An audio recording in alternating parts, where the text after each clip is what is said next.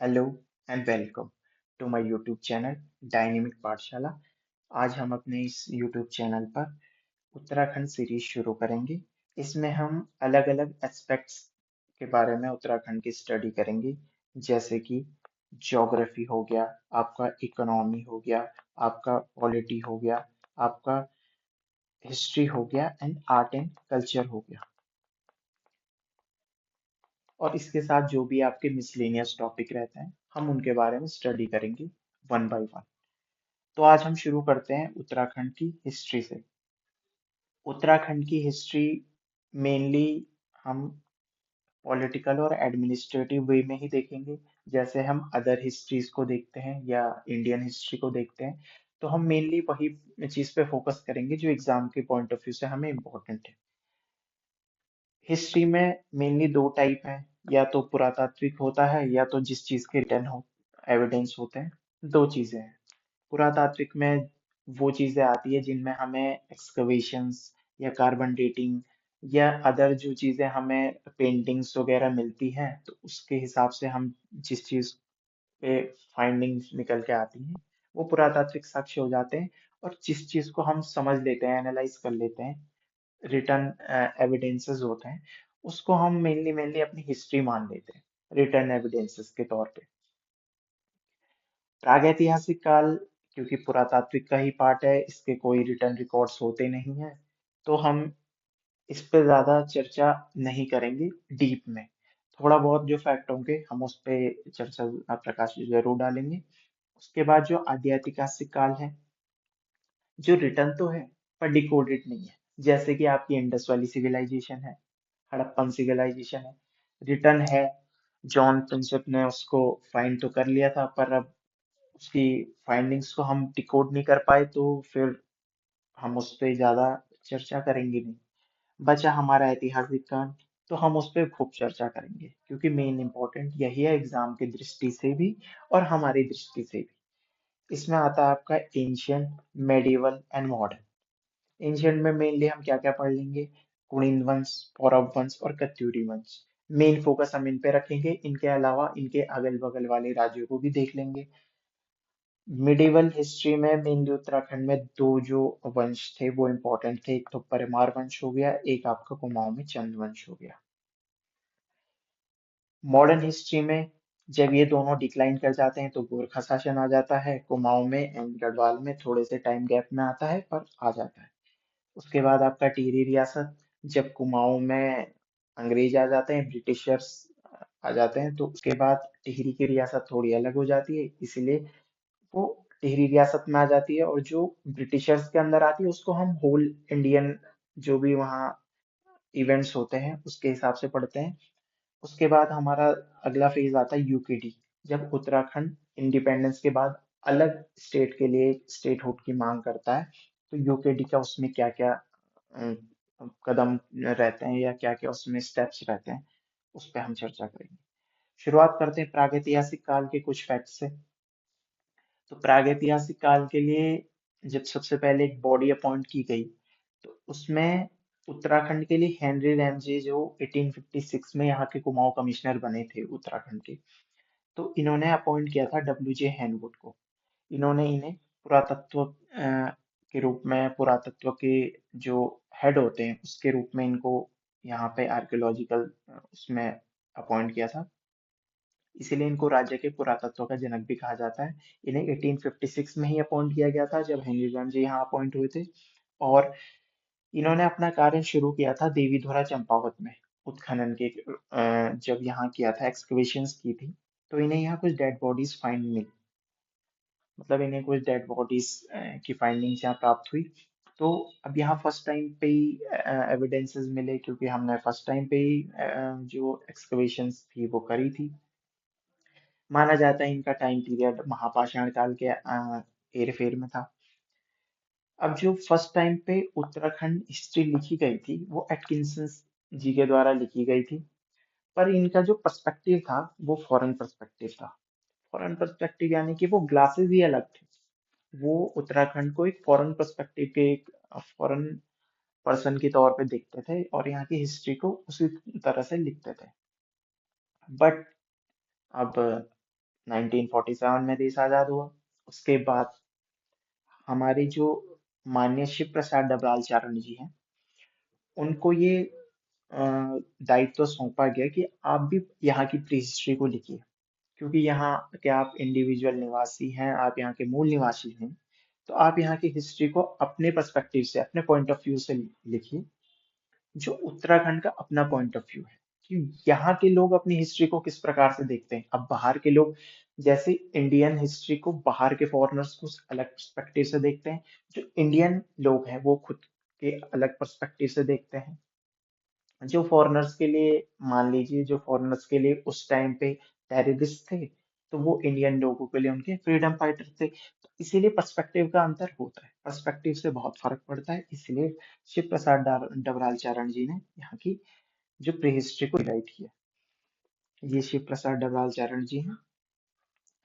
अब इन्होंने अपने एक्सकवेशंस भी शुरू करी, क्योंकि एक हिस्टोरियन भी है, तो इन्होंने एक्सकवेशन शुरू किए चमोली के मलारी गांव में। ये 1956 में ही इन्होंने ये एक्सकवेशन शुरू किए। यहाँ इनकी कुछ फाइंडिंग्स थी। ये फाइंडिंग्स थोड़ा इंपॉर्टेंट हो जाती हैं परीक्षा की दृष्टि से। यहाँ इन्हें एक स्वर्ण मुखौटा प्राप्त हुआ, जो कि लगभग लगभग 5.2 kgs का था। एक जो एंशियंट स्पीशीज का जो पशु था, हिमालयी जुहू, इसका कंकाल प्राप्त हुआ। समुद्री जीवों के अवशेष बताते हैं कि पहले यहाँ टेथिस सी था, क्योंकि आप हिमालय का फॉर्मेशन पढ़ते हैं ज्योग्राफी में, तो आपको ये पता होगा ही। और कुतुब, ये एक प्रकार की बॉटल थी। बॉटल यानी कि आप अरेबिक सभ्यता में जब देखेंगे, जब अरेबिक नेशंस में देखेंगे, जब वो लोग ऊंट पे दूर जाते हैं रेगिस्तान में, तो उनके पास भी कुछ ऐसी टाइप की बॉटल होती है, जो एकदम कोई मेटल की नहीं होती, किसी एलिमेंट की नहीं होती, वो होती है आपकी चमड़े की, जिससे कि उसका वाटर का इवेपोरेशन है वो लेट होता है। तो इसी टाइप के कुछ चमड़ी की बोतल यहाँ भी प्राप्त हुई, जिसपे कि मोनाल पक्षी के चित्रण प्राप्त हुए। फिर कुछ डेड बॉडीज प्राप्त हुई। इनका जो पैटर्न है वो थोड़ा रिकॉग्नाइज किया गया कि सर जो है वो पश्चिम की तरफ था और पैर जो है पूर्व की तरफ। ऐसा ही कुछ पैटर्न आपको इंडस वैली सिविलाइजेशन में भी देखने को मिलता है, जब आप हड़प्पा सिविलाइजेशन के बारे में पढ़ते हैं। जानवर यहाँ भी थे, जो कपल्स थे उनकी बॉडीज को भी इस प्रकार से दफनाया गया था, पैटर्न यही था।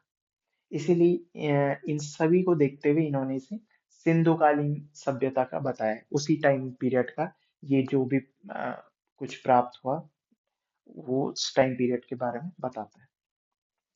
इसके बाद नेक्स्ट फाइंडिंग्स आती है केव पेंटिंग्स। केव पेंटिंग्स भी इम्पोर्टेंट टाइप होता है किसी भी प्री हिस्ट्री के बारे में जानने के लिए। यहाँ सबसे इम्पोर्टेंट आता है आपका लाखोडियार। पहले गुफा चित्र यहीं प्राप्त होते हैं। अल्मोड़ा में सुयाल नदी के किनारे ये सिचुएटेड है। इसके फाउंडर हैं आपके एमपी जोशी जी। 1968 में इसकी डिस्कवरी करते हैं। इनकी एक बुक भी है इसके ऊपर, रॉक पेंटिंग्स इन कुमाऊं। अभी आप इसको देखिए, ये आपको दिखाई देंगे, ये आपको यहाँ चित्र दिखाई देंगे। ग्रुपिंग, ग्रुपिंग में आपका डांस, एक के हाथ में एक ने हाथ पकड़े हैं, हाथ पे हाथ रख के नाच रहे हैं, ये ग्रुप डांस। तो सामूहिक नृत्य का हमें यहाँ से प्राप्त जो प्रमाण मिलते हैं। जो कलर पैटर्न है, red pink black and white colours में यहाँ जो भी पेंटिंग्स थी, उनका उनको बनाया गया था, तो उसका प्रमाण मिलता है। इसकी कुछ सिमिलैरिटीज है आपकी भीमबेटका की केव पेंटिंग से, जो मध्य प्रदेश में है। वहां के जब आप पैटर्न को रिकॉग्नाइज करेंगे तो कुछ ऐसे ही पैटर्न प्राप्त होते हैं, सेम बनाने की कला शैली वगैरह वगैरह। ये आपको भीमबेटका से सिमिलरिटीज मिल जाती है। ये भी मध्य पाषाण काल के बताए जाते हैं। तो ये कुछ इस पेंटिंग्स के जो इनके फाइंडिंग्स रही और इसके फीचर्स रहे, ये है। बाकी उसके बाद आता है गोरखिया उड़ियार, जो चमोली जिले में प्राप्त हुआ, या जिसकी डिस्कवरी चमोली जिले में हुई। इसके फाउंडर थे आपके राकेश भट्ट जी। 1993 में इन्होंने इसको फाउंड किया। इसकी जो महत्वपूर्ण फाइंडिंग थी वो थी पशुचारक संस्कृति का प्रमाण। पशुचारक संस्कृति यानी कि आप ये देख सकते हैं इमेज में, ये कोई पशु है, यहाँ कोई लोग रहे होंगे, ये इसको चरा रहे हैं। चरा रहे हैं मतलब आप गांव में आप देखते हैं कि पशुओं को जंगलों में हांका जाता है, तो पशुओं को चराया जाता है। तो चरागाहों में ये भी चरा रहे होंगे। तो यहाँ से इन्होंने इस केव पेंटिंग्स, ये महत्वपूर्ण केव पेंटिंग्स है, और भी केव पेंटिंग्स यहाँ पाई गई, इंपॉर्टेंट ही। इससे ये जो प्रमाण मिलते हैं, ये इसको वो करते हैं, सबूत जो दिए जाते हैं इसके। फिर यशोधर मटपाल जी एक और हिस्टोरियन हो गए। इन्होंने कुछ और केव्स की खोज करी, जैसे फलसीमा में, अल्मोड़ा में इन्होंने खोज करी। यहाँ पे इनकी फाइंडिंग्स ये रही कि योग मुद्रा में जो मानव हैं उनके चित्र प्राप्त हुए। लुई थाप अगेन, वहाँ लाल रंग के चित्र प्राप्त हुए। पेरसाल अल्मोड़ा में ही इन्होंने खोज करी। फड़कानौली, जहाँ की लोक नृत्य झोड़ा के प्रमाण प्राप्त हुए। मतलब चित्र इस प्रकार से थे कि वो झोड़ा नृत्य का प्रमाण देते थे। उसके बाद कुछ अदर साइट्स भी रही, जैसे हुडली गुफा उत्तरकाशी में, जहाँ पर तख्ती पे शंखलिपि के प्रमाण प्राप्त हुए। डुडुंगा गुफा उत्तरकाशी में। ब्रह्मकुंड और झंगरौली गुफाएं जो हैं पौड़ी गढ़वाल में। और भीलचड़ा और किमली गुफा जो चमोली में। अब कप मार्क्स, कुछ और फाइंडिंग्स जो होती हैं वो कप मार्क्स के रूप में भी प्राप्त हुई। इनको उखलियार या उरखली धार भी कहते हैं लोकली लोग, मतलब जो नेटिव लैंग्वेज होती है उसमें। इसमें 1850 1865 की जो फाइंडिंग्स थी डब्ल्यू जे हैंडवुड द्वारा, देवीधुरा, सॉरी ये चमोली नहीं है, आप इसको कट करके यहाँ पे चंपावत कीजिए।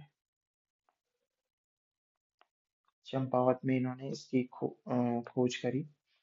और 1877 में रिवेट कॉनक द्वारा द्वाराहाट के चंद्रेश्वर मंदिर से 200 कप मार्क प्राप्त किए।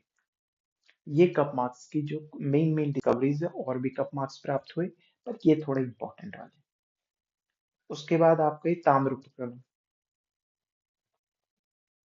ताम्र उपकरण में आपके सबसे पहले 1957 बहादुराबाद में फर्स्ट टाइम पे ताम्र उपकरण प्राप्त हुए।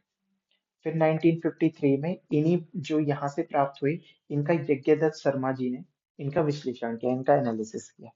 1986 में अल्मोड़ा से ताम्र की मानवकृति प्राप्त हुई। अब मानवकृति जैसे आपने इंडस वैली सिविलाइजेशन में डांसिंग गर्ल की जो पोर्ट्रेट प्राप्त हुई, वैसे ही यहाँ से ताम्रकृति प्राप्त हुई, मानव जो मानव के रूप में थी। और 1999 में पिथौरागढ़ से 5 और ताम्र की मानवकृति प्राप्त हुई। तो ये कुछ प्री हिस्टोरिकल फाइंडिंग्स थी जो उत्तराखंड में प्राप्त हुई। अब हम कल इससे आगे के टॉपिक कवर करेंगे। तो आज हम यहीं पे अपनी क्लास को एंड करते हैं। Thank you. अगर आपको ये पसंद आए तो लाइक एंड सब्सक्राइब करें, और शेयर ज़रूर करें, और कमेंट करके बताएं कि आपको इसमें क्या प्रॉब्लम हुई और क्या आपको अच्छा लगा। Thank you. Have a nice day.